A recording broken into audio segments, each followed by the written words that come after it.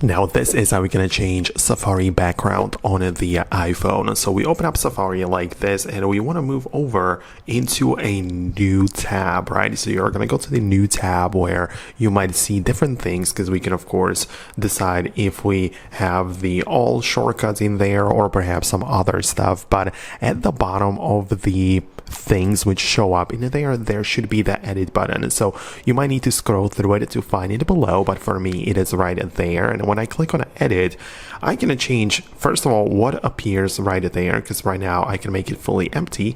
But below in the edit mode, we can also change the background image, and when it's turned off like this, it just means that the new tab is white and blank.